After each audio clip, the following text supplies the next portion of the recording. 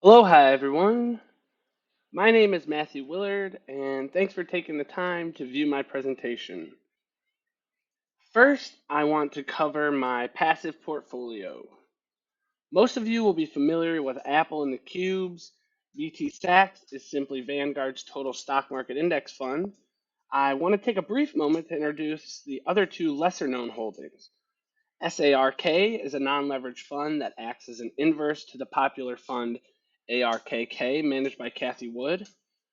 I tried to treat this portfolio as a true long term experience, and I thought having a hedge to the potential downside in my tech stock holdings would serve me well.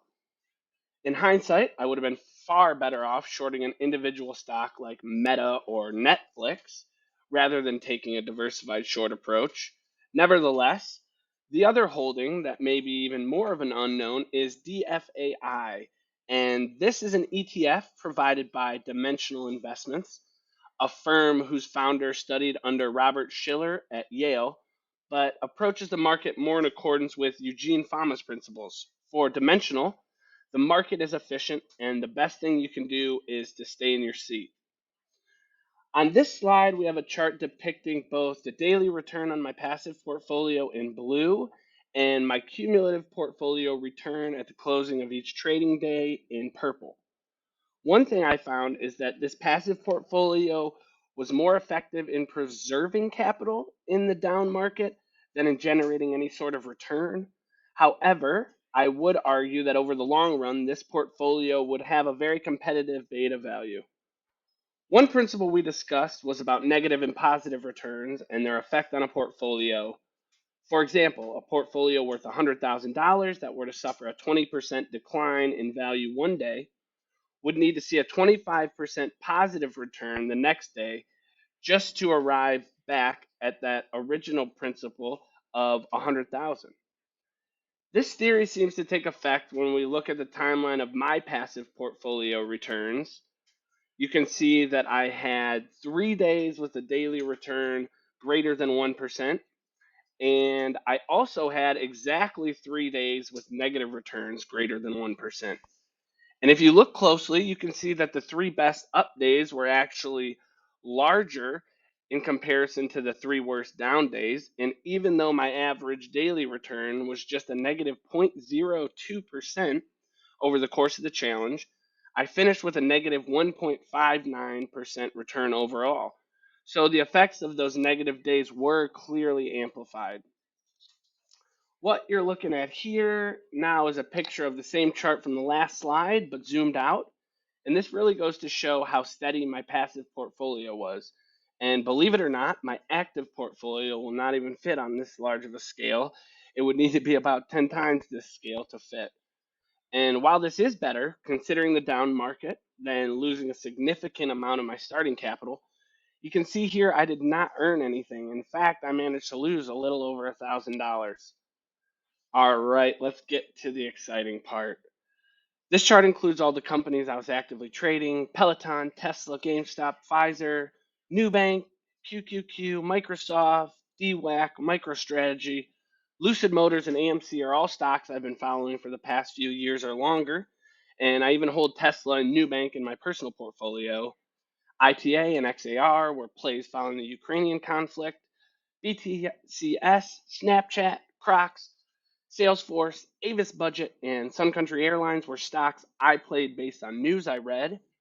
For BTCS, it was the announcement of a dividend paid in Bitcoin that got my attention, so I bought and subsequently locked in a $5,000 loss after holding for 61 days.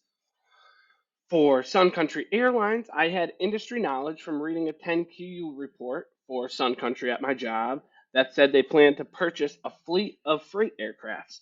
And I guessed that this was in anticipation of a partnership with Amazon to fly freight.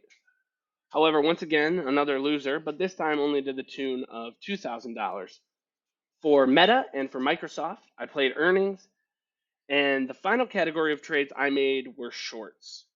I found TWOU, SST, TEN, and INDO all along the very bottom of the Market Watch page under the category for higher than average volume. This final category was, in hindsight, what killed my portfolio.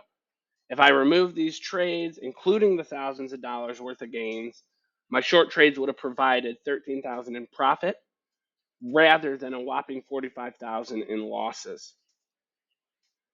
This here is a chart of stocks I bought in an attempt to build a sturdy foundation. At the start of the challenge, once I realized that we had access to 100,000 in margin, I decided a good way to start would be to buy and hold a diversified base throughout the course of the challenge. I was hoping this would provide steady gains, maybe something between 2 and 5%, and that would act as my safety net to go ahead and attempt some riskier trades. Unfortunately, that plan fell apart when the market failed to generate a positive return over the course of our challenge. Some of the sectors I chose as a base were finance, utilities, energy, communications, healthcare, and consumer staples.